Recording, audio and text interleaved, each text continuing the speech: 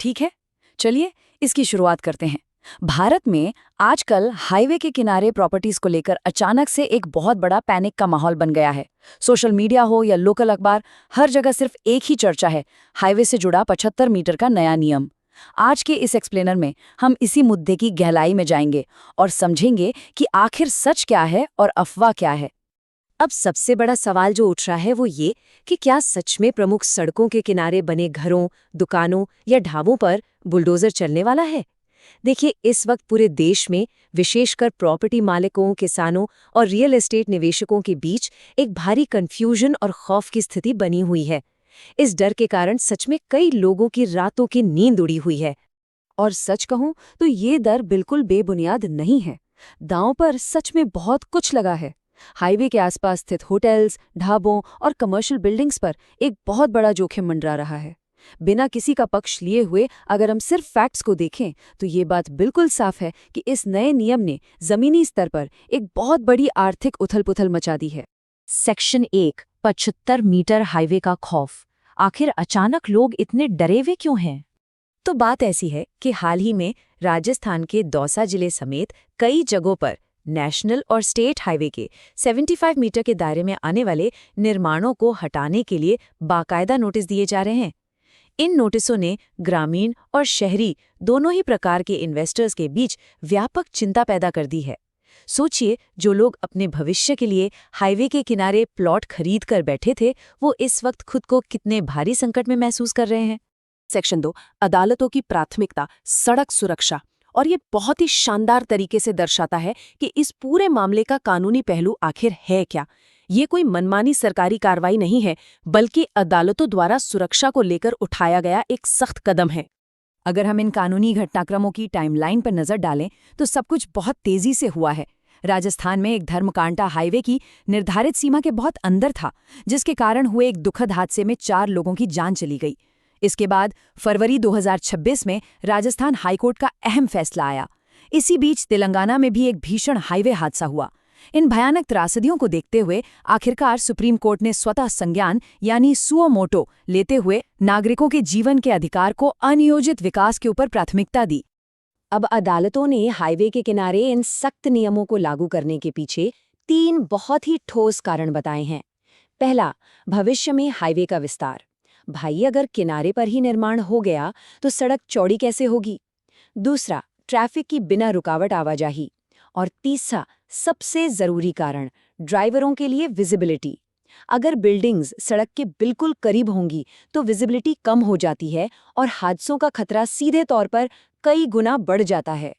Section 3, construction zone को समझना। चलिए थोड़ा आगे बढ़ते हैं और देखते हैं कि ये दूरी के नियम कैसे काम करते हैं।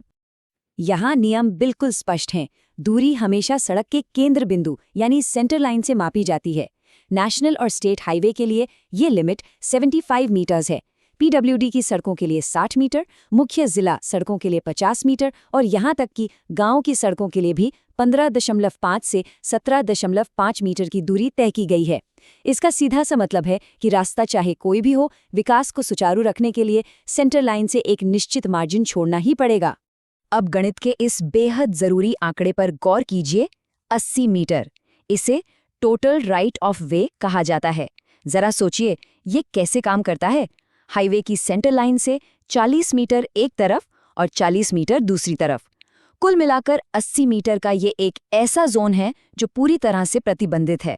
खैर, इस विषय में जो सबसे दिलचस्प बात है, जो इस पूरे भ्रम को दूर करती है, वो ये कि 0 से 40 मीटर के जोन में तो कोई निर्माण हो ही नहीं सकता। वहां बनी हर चीज अवैध है और उसके टूटने की पूरी संभावना है। लेकिन 40 से 75 मीटर के बीच का जो 35 मीटर का एरिया बचता है, उसे कंट्रोल लाइन कहते हैं। वहां निर्माण हो सकता है, लेकिन उसके लिए NHAI या PWD से कानूनी अनुमति लेनी होगी। अगर अनुमति नहीं है तो वो भी अवैध ही माना जाएगा। हालांकि हर कानून में कुछ अपवाद तो होते ही हैं, है ना? 75 मीटर का ये नियम हर भौगोलिक स्थिति के लिए बिल्कुल एक जैसा नहीं है। पहाड़ी क्षेत्रों में जहां जमीन की बनावट अलग होती है, वहां ये सेटबैक महज 3 से 5 मीटर हो सकता है। इसी तरह कुछ शहरी इलाकों में जहां पहले से बैरिकेडिंग हो रखी है, वहां भी नियमों में थोड़ी छूट मौजूद है। सेक्शन 4 रियल एस्टेट पर प्रभाव। आइए प्रैक्टिकली देखते हैं कि इस सबका ज़मीनी असर क्या होने वाला है। एक बात का खास ध्यान रखना चाहिए कि मार्केट में कई डेवलपर्स गैर अनुमोदित यानी अनअप्रूव्ड प्लॉट्स बेच रहे हैं। ध्यान रखिए, सिर्फ जमीन की रजिस्ट्री हो जाने का मतलब ये बिल्कुल नहीं है कि वहां निर्माण की परमिशन मिल गई है। बिना अथॉरिटीज की अनुमति के भविष्य में बहुत बड़ा खतरा है। लेकिन हाँ, एक अच्छी खबर ये है कि 40 से 75 मीटर के उस 35 मीटर मार्जिन में खेती करना पूरी तरह से कानूनी है। सेक्शन 5 मुआवजे का सच। तो सबसे बड़ा सवाल जो अब उठता है वो ये है कि वित्तीय नुकसान की भरपाई कैसे होगी? क्या सरकार पैसा देगी? ये एक ऐसी कड़वी सच्चाई है जिसे समझना बेहद जरूरी है। बहुत से लोगों को लगता है कि अगर वो अपनी जमीन पर कुछ बना नहीं पा रहे हैं तो सरकार उन्हें मुआवजा देगी, पर ऐसा बिल्कुल नहीं है।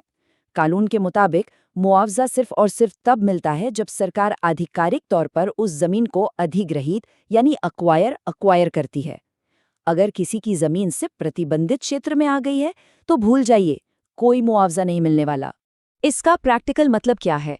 अगर किसी इन्वेस्टर की जमीन इस 80 मीटर के दायरे में फंस गई है और सरकार को उसकी अभी जरूरत नहीं है, तो कागजों पर वो जमीन उन्हीं की रहेगी, लेकिन वो उस पर कोई शानदार ढाबा या कमर्शियल कॉम्प्लेक्स नहीं बना सकते।